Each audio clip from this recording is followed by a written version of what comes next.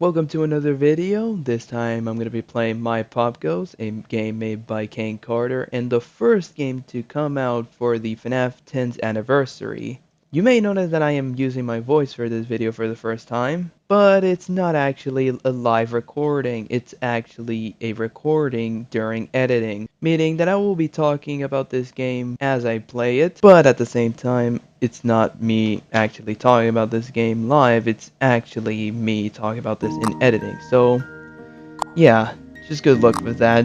Also, don't mind me looking at the settings, that's just me doing my part when loading up a new game. As for the rest of my recording, I'm just gonna be handling with my stuttering a bit. I will try to cut off as many as I can, but for now, you may have to deal with a bit of stuttering while I deal with the rest.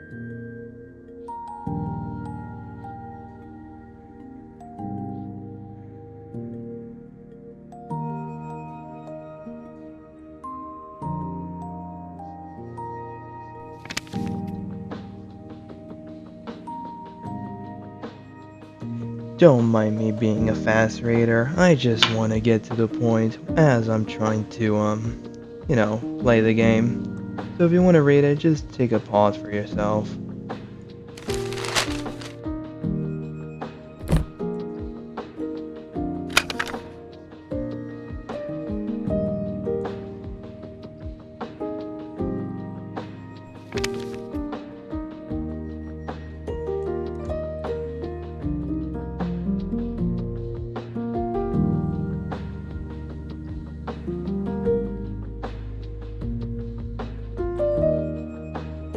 And this is pretty much where the game starts.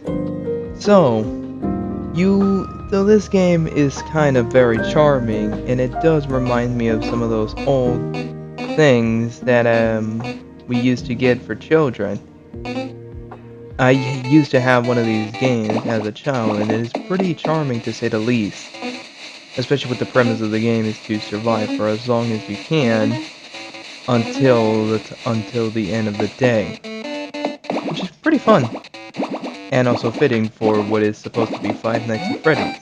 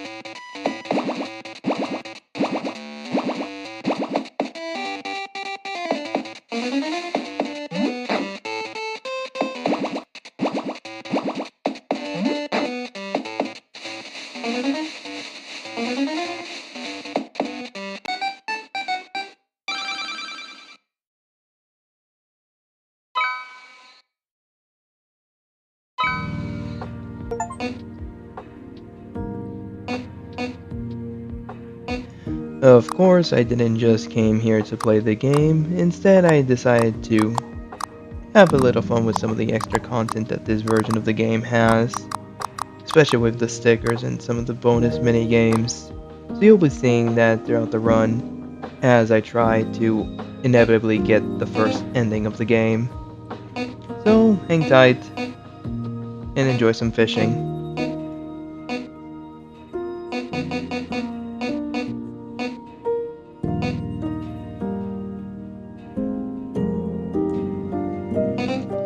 The fishing minigame, while charming, does have a bit of difficulty behind it, in the fact that you have to catch the exact sprite of fish that you have to catch in order to proceed.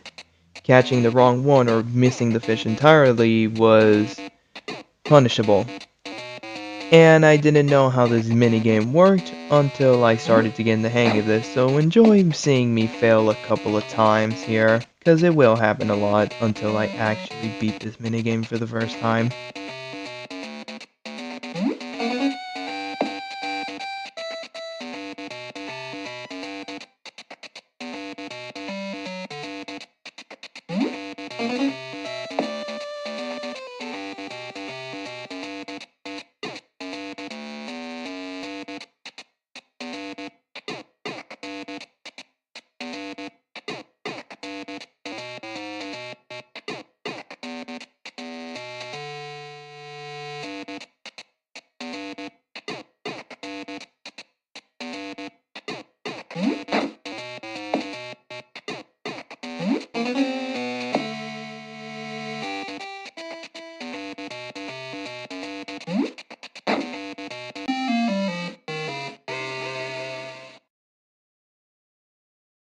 In all honesty, I just wanted to play the minigame just to have a bit of fun before switching back to the main gameplay loop of this entire game.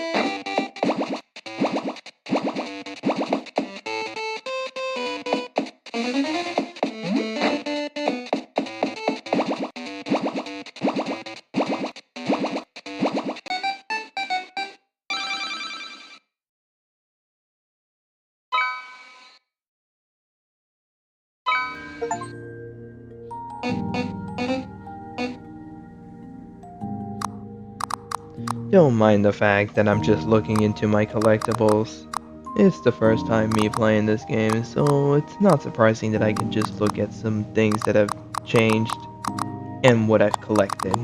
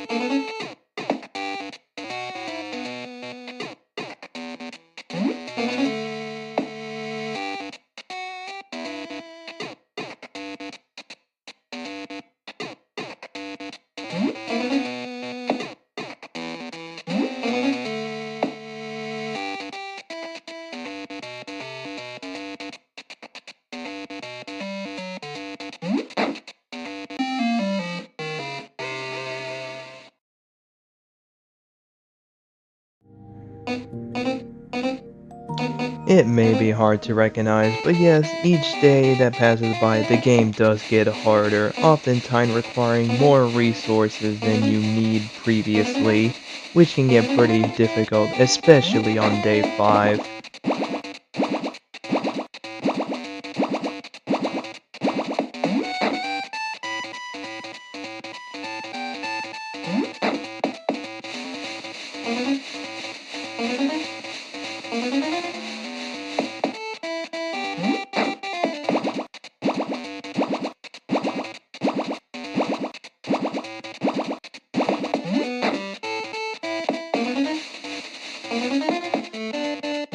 You know what, I've already realized that this video may get repetitive at times, so I might just have to try to practice my own voice a bit.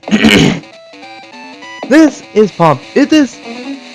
is My Pop Goes, a game about having a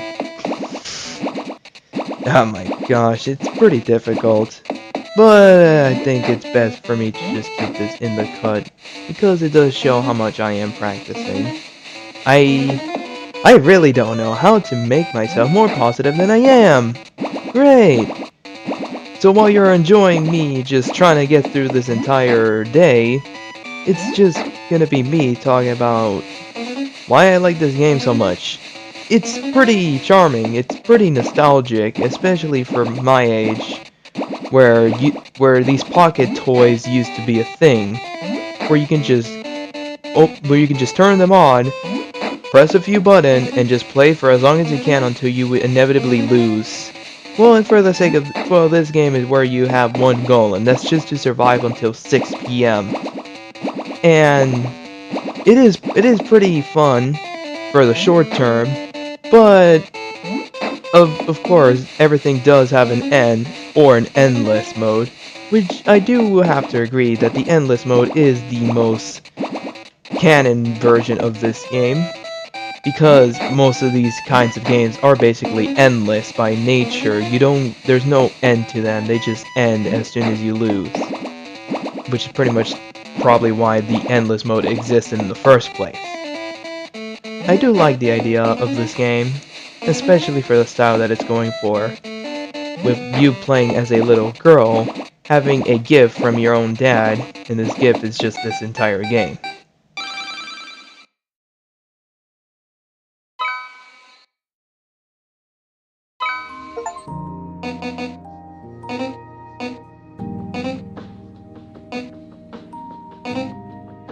While there is fishing happening in the background, I guess I could just talk about my own nostalgia for the fishing minigame.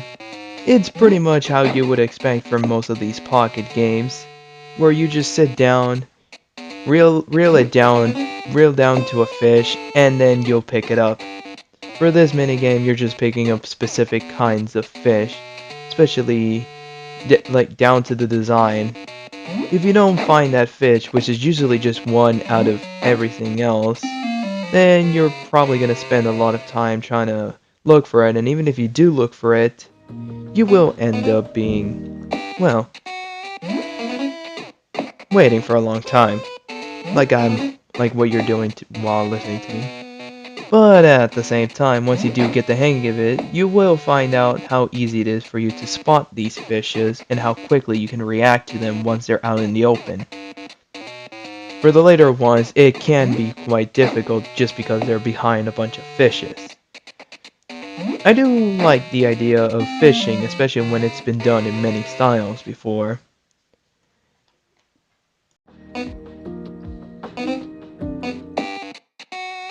But in all honesty, I like this minigame so much that I decided to go for many attempts until I actually beat it. It was actually quite a good one.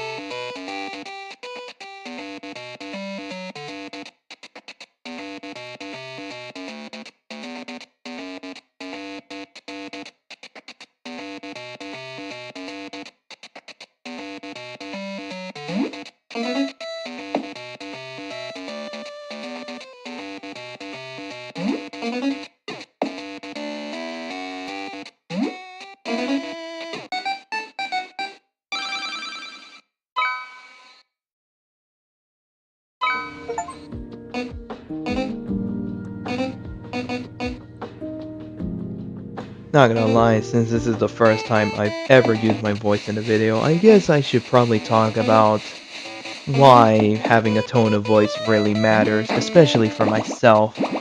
As you can probably tell, I am being tone deaf, meaning that you're probably not getting any feelings from my voice as of right now. And even trying to be in a more positive voice can have some negative effects, such as increased amount of stuttering, because having a positive voice pretty much means to have way more confidence in myself. And the thing about having a voice is that people can actually feel emotions behind the voice. Like, genuinely, it's very complex, yet so understandable that pretty much what people like to gravitate towards is people that have a more positive voice. Like, the people that have a more positive voice is the kind of people that people like to listen to the most. which is why I'm practicing it right now by talking about this. And like people who have a negative voice is something that people hate the most. So what my goal is to pretty much try to gravitate my voice to a more positive side so that people can actually care to listen to me. And also to make sure my mic actually picks up with what I'm saying, because if I'm being too neutral, then my mic won't be able to detect anything. It's pretty difficult, especially when I'm not used to this kind of space, just talking all by myself. But I've decided that if I want to talk about something, then better talk about what's coming out of my mind, especially while practicing on doing a positive voice. And I think that's pretty much it. Man, this entire game is pretty short. It's honestly surprising at how short it is with the way how I'm talking. Like I can pretty much come up with anything in my mind, and this game just flies out fast. I sure hope you guys feel the same way. Now that night 1 and 2 is pretty much just nothing but an empty void with nothing but the game being played. While for day 3 and 4, you're just hearing my voice, just hearing what I have to say. And I do hope that you appreciate what I had to say, because honestly, being a YouTuber at a level, you just have to have a very good voice just to be successful. Like, I'm not even kidding.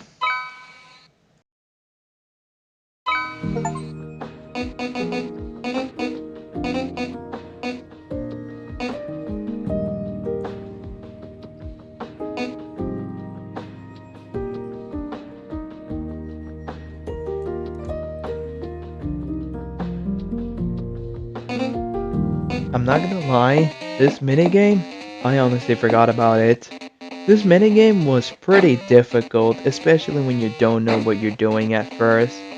It's pretty simple as well, you just bounce the food onto the oven while also putting the trash in the trash.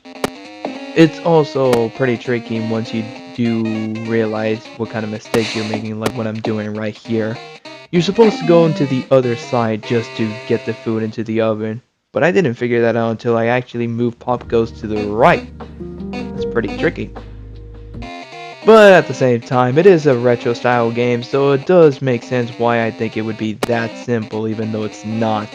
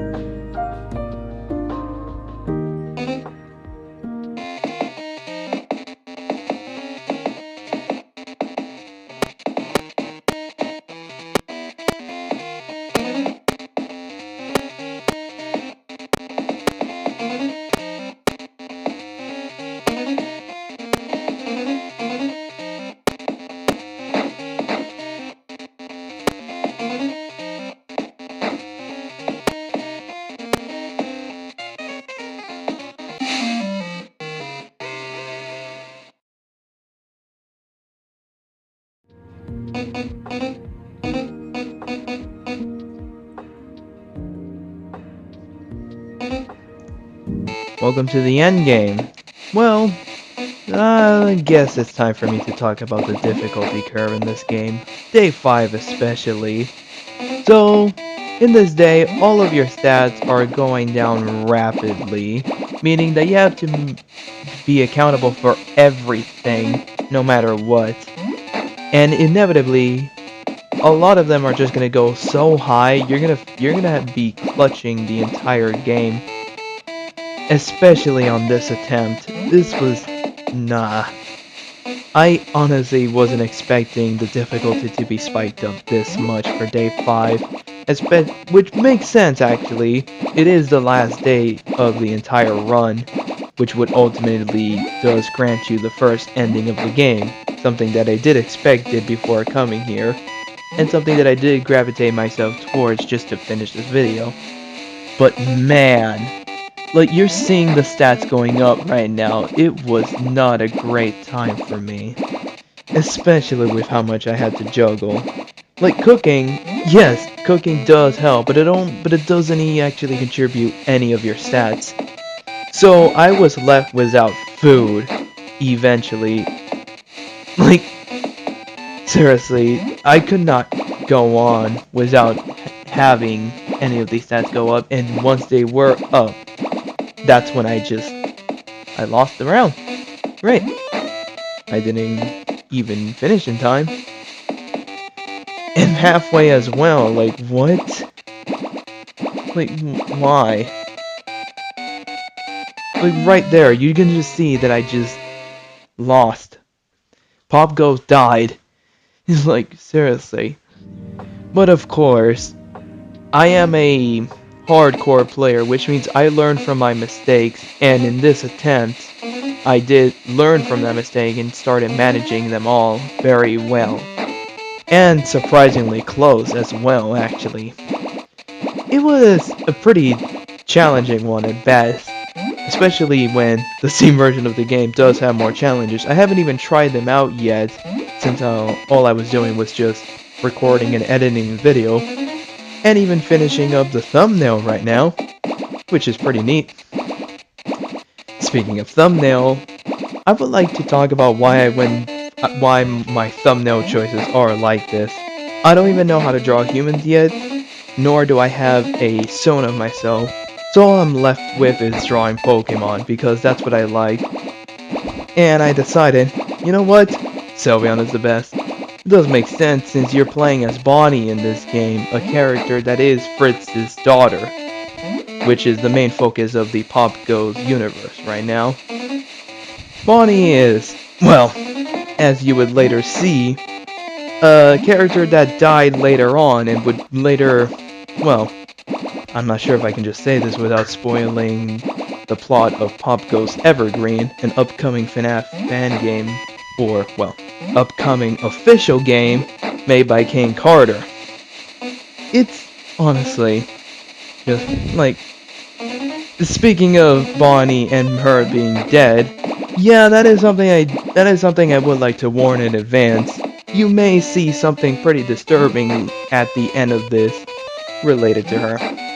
Because there is a reason why I decide to display the beginning of the game and in the beginning of the video. Because yes, as the game suggests, there is disturbing imagery, and it will happen pretty soon. I kid you not. And yeah, all I've been doing is just talking until this entire game is finished. I can just see that you can actually see that I've actually had a lot of close calls.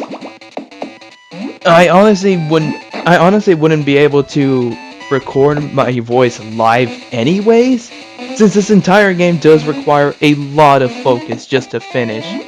And I'm not even joking. Once you're out of that focus, you are bound to just lose. Like, the amount of close calls that I had to do there is just insane. Oh, speaking of insanity, yeah, just enjoy the first ending.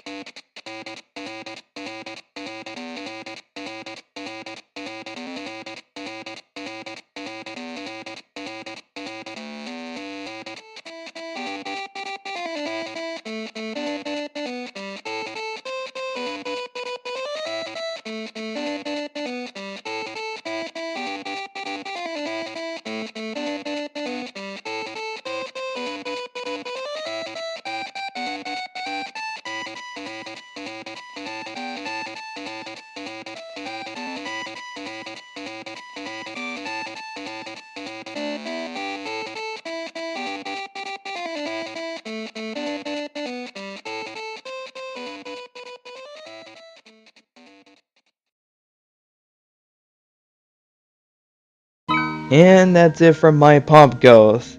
Now that the ending has been achieved, I can safely say that this is now the end of the video. I hope you guys enjoy it. Leave a like if you like it. And I'll probably see you in the next experimental video. Bye.